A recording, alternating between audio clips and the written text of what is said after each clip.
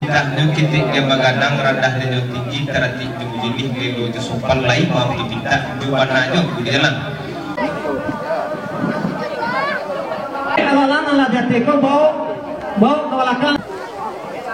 Sesoka, tolong dibuka. Assalamualaikum, jumpa lagi di Cerita Nasya, cerita informatif di Sumatera Barat, Rancak Bana. Sebelum ditonton, jangan lupa di subscribe dulu ya.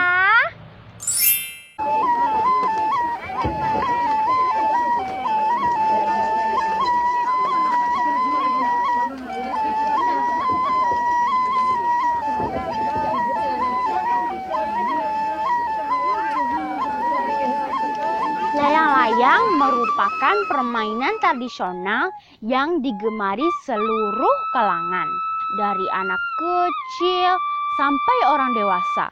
Mereka suka bermain layang-layang.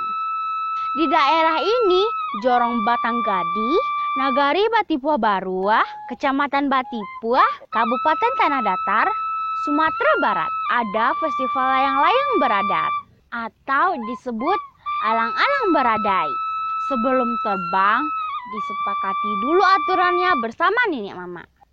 Yuk nonton liputannya.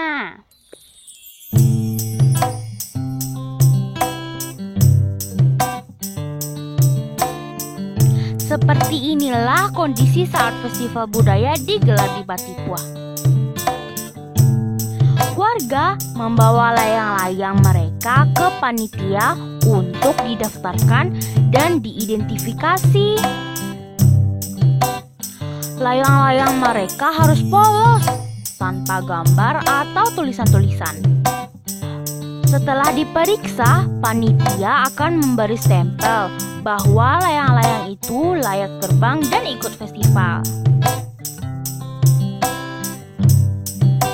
Selain itu, pemain layang-layang harus memakai deta atau ikat kepala ala Minangkabau. Seperti ini.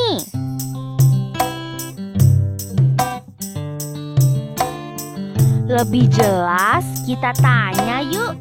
Apa sih layang-layang beradat ini?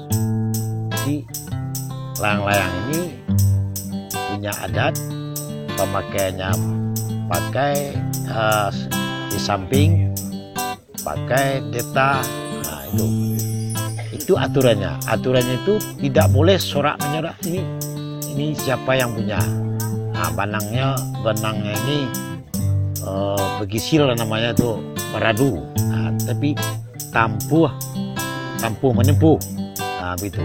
Jadi nggak ada yang penting layang-layangnya. Nama layangnya disebutkan, yang dipanggil itu kita itu tempuh menempuh, tidak ada perselisihan. Nah, begitu.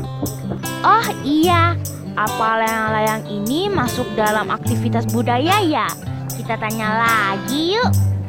Ini di dalam Undang-Undang Pemajuan Nomor 5 Tahun 2017 tentang pemajuan kebudayaan, ini dikategorikan sebagai permainan rakyat. Termasuk juga di situ ada dalam objek pemajuan kebudayaan itu olahraga tradisional. Kegiatan ini menunjukkan suatu aktivitas budaya yang sangat kental diwarnai standarisasi adat istiadatnya. Artinya ada pakam-pakamnya, mulai dari pemain, mulai dari proses pembuatannya, kemudian dari bentuk dan ciri khasnya layang-layang daerah Batipuh ini. Itu yang sangat menarik. Dan itu pun bukan hanya sekedar permainan, tetapi di sini kalau kita petik dari kesejarahannya itu sangat kental mewarnai ada istiadat kelokalannya. Karena dalam permainan layang-layang disadari atau tidak, di situ ada falsafah kehidupan yang sangat mendasar. Kenapa layang-layang ini dimainkan? Kenapa suatu kaum punya ciri khas masing-masing? Nah, ini menunjukkan kelokalan dan identitas kebudayaan dari suatu kaum dan berbeda dengan kaum lain. Ini yang sangat menarik. Nah, sesuai dengan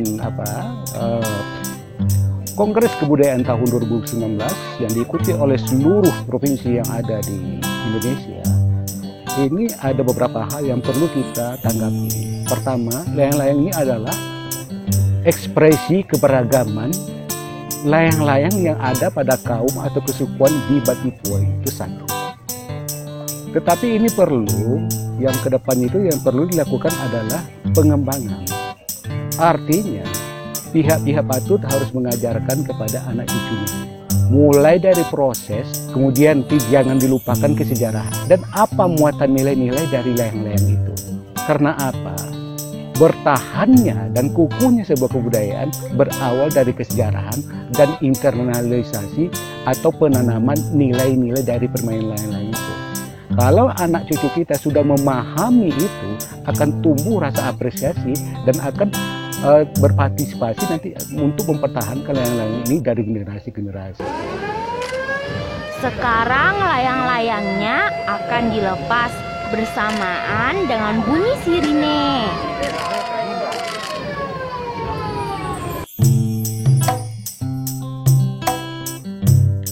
Ramai sekali layang-layangnya loh, seru ya.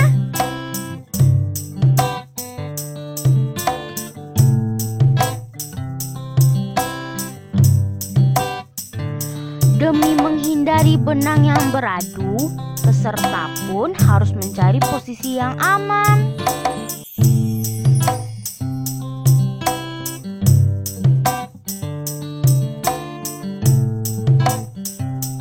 Sampai jumpa di cerita Nasya Rabu depan ya. Tetap dukung Nasya dengan like, share, dan subscribe. Assalamualaikum. Dadah.